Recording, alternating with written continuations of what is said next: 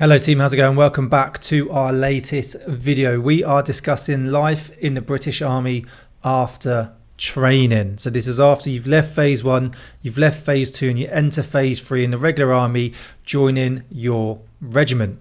For myself, when I first left training, that was joining 7th Parachute Regiment, Royal Horse Artillery, 7 PARA RHA. 7 RHA to all the reg blokes out there who want to comment below. It's not 7 PARA, it's 7 PARA RHA. We're not the parachute regiment.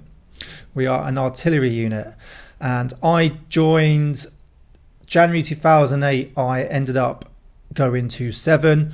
I started training at Harrogate in 2006, left August 2007, September 2007 phase 2, left December 2007, and January 2008, just after Christmas leave, I then turned up to 7 PARA RHA, and it was a whole new world. Training was tough, but it was nothing like joining 7. It was extremely tough, and to be honest, you were treated the lowest of the low because you hadn't passed P Company, you hadn't actually earned the right to wear a maroon beret even though you still wore it, and you hadn't earned your wings. So yeah, you really were the lowest of the low, and back then it was actually done in a really good way, and I wish they continue this. You went into something called P Troop. You went into P Troop and all you did was just train 2 to 3 times a day, getting you ready to go on to Pre-Para, which is basically a beat-up course for P Company, and then you went on to All Arms Pre-Parachute Selection, P Company, and then hopefully you passed, and if you didn't, you went back to P Troop. Before we carry on though, make sure you head over to Combat Ready HQ, check out some of our coffee blends. I've got the Combat Ready blend here. You've got 4 blends, and we've got a few merchandise that you can check out as well. And please like, share, and subscribe to the channel. But as I said, it was P Troop, and you trade 2 to 3 times a day, and then you might have done some odd shit jobs around camp. Cleaning vehicles, servicing vehicles, cleaning out blocks, whatever they needed doing, which they didn't want the more senior airborne blokes to do. That's what you went and did. And it was extremely tough fizz. I'm talking tabs, tactical advanced to battles, okay, at a fast pace, preparing you for P Company and life in the regiment, going on ops. Swimming sessions, the hardest swimming sessions I've ever done in my life. In and out the pool. Some of the stuff they got you doing was disgusting. You had long fast runs, long slow runs, you had sprint sessions, you had circuit training, right? And like I said, you were the lowest of the low. I remember it being a friend's birthday. We was all in P Troop, and we had to ask permission to go out for drinks so we could celebrate his birthday, because especially in the week they did not want you drinking because they wanted you prepared for the training sessions that were coming, but also you just hadn't earned the right to go out for a drink. As they would say, the girls don't want you, they want an airborne bloke. So yeah, I arrived there, and then literally I think the next day I was on the ranges. So the second day I was on the ranges, the third day I was on guard. So that was pretty brutal. But then I was on pre-para within a few weeks. Very lucky, got put on that. That was tough. And then we finished pre-para, started with 100 and something, and only around 20 to 30 odd passed pre-para. So the guys up at P Company said the course was too small. So they couldn't actually start P Company, which was crap because there wasn't enough blokes, because by the time they filtered through P Company, people would have dropped off. Had to go back to P Troop. At this point, I had quite severe shin splints and wait for the next P Company. So I had to go back into it. And like I said, it was disgusting. You were treated pretty bad, but not in a bad way where it was bullying. I don't, hate on anyone. It turned me into the person I am today. But like I said, you got the shit jobs, you had room inspections, you just did fizz all the time, you just called a hat and everything else under the sun. You couldn't go on the piss really unless you had permission, and if you did and you saw an airborne bloke, they'd be like, what are you doing here?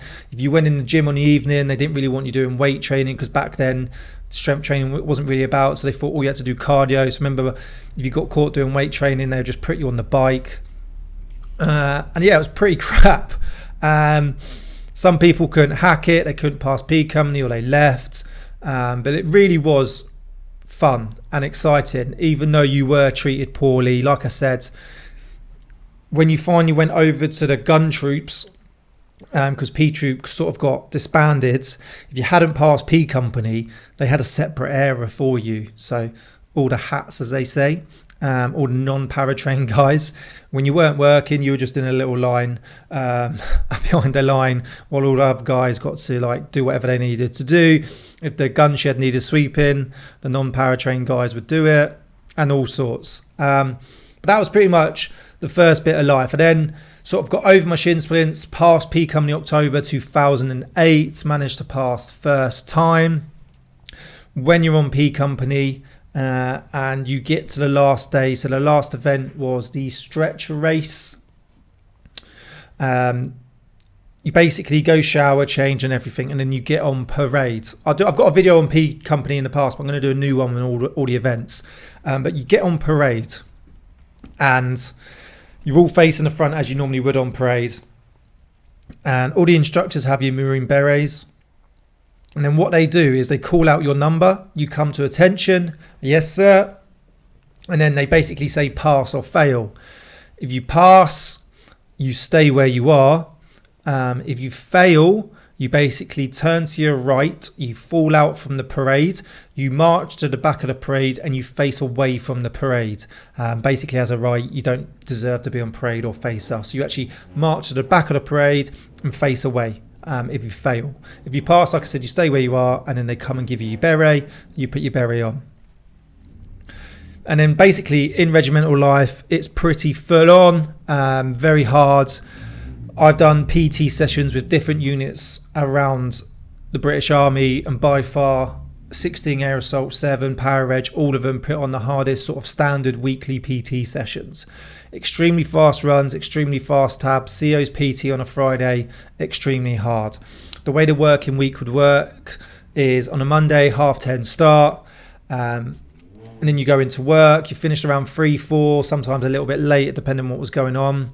Tuesday, PT in the morning first thing. Go and get showered, changed, nappy break, back to work after 10:30. Back into work, serial checks, maybe depending on what you're doing, cleaning the guns if you're on the gun line, checking comms kit if you're doing comms, getting the M-Stars up and running, checking sort of laser rangefinders, practicing fire missions, maybe getting out in the woods, practicing contact drills, anything like that is sort of a working day, servicing vehicles, making sure everything's all good and basically keeping on top of your training and skills. Wednesday, in work first thing, 8 o'clock, finish lunchtime, sports afternoon, very common throughout the regiment and the British Army. Majority of sports, you can pretty much do anything. Thursday's the same as Tuesday. Friday was normally maybe a little bit of weapon cleaning or straight into CO's PT and then you were knocked off. You could be done by 11 on a Friday. Basically wacky races out of camp, trying to get on the motorway to get to wherever you're going, or possibly stay on camp if you wanted to stay on camp. And that was sort of the working week. Throughout the year, you do many different exercises. You sort of have to do many exercises up in Otterburn, sort of stay on top and stay concurrent. You've got loads of overseas exercises. So Kenya's a big one for sort of 16 Air Assault.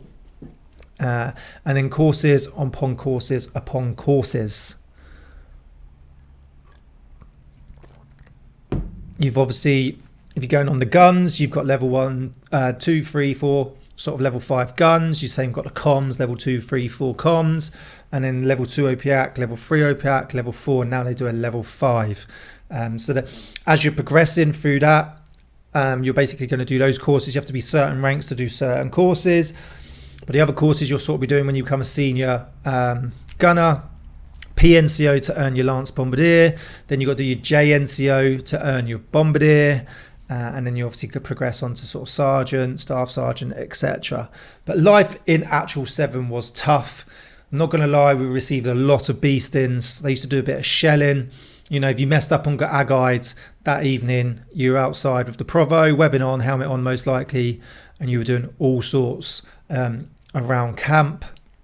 You know, it was tough. It was a lot tougher than other units I've sort of been in. They were still sort of old school, but very, very enjoyable. Loved my time in there, but done everything I wanted to do after I went to PARA RHA as an instructor. 2015, I ended up down there as a section commander, and always actually wanted to join the Household Cavalry before joining the Army, but got talked out of it and really enjoyed recce. So I wanted to go and give that a go. The only difference is the problem I had is when I went from the artillery to Household Cavalry is I'd been on foot. I've been light roll my whole career, and I went to the Household Cavalry Regiment, which was armoured. I loved being a recce soldier. I loved doing my crew commander's course, but didn't actually like being armoured because I think I just spent my whole life light roll, and that was my focus. And I sort of wish I'd pushed more to go into, say, snipers when I was in HCR. Maybe that would have kept me in. I don't know.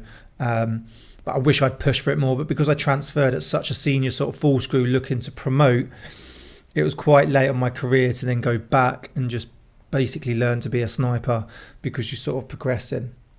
So that was sort of my fault for transferring so late. But I feel like if I got into the snipers, if I'd passed selection, because obviously you've got to pass that, you can't just go into snipers, maybe my career would have gone on for a little bit longer. But we will never know. Life in a Household Cavalry Regiment, very similar to 7. Late start Monday. Wasn't at first though. We had to push for that one. It used to be a 8:30 start Monday, which is a pain, but is what it is. PT Tuesday, sports afternoon Wednesday, PT Thursday, CO's PT Friday. Spending a lot of time on vehicles. The armoured sort of vehicles took a lot of sort of work and servicing, which I really didn't like. PT was a lot easier. The level of fitness between the HCR and 7 was massive. Nothing against the soldiering skills.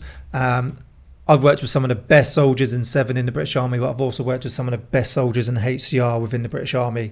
So skill-wise, they still have their top soldiers who are amazing at what they do. It's just the general fitness was completely different. So if you're looking at sort of going 7, PARA RHA, commando unit, you need to be a few levels above of everyone else in your fitness, because there is a difference. You know, the runs, the tabs, CO's PT, circuits, I found a lot easier than what I would have done in 7.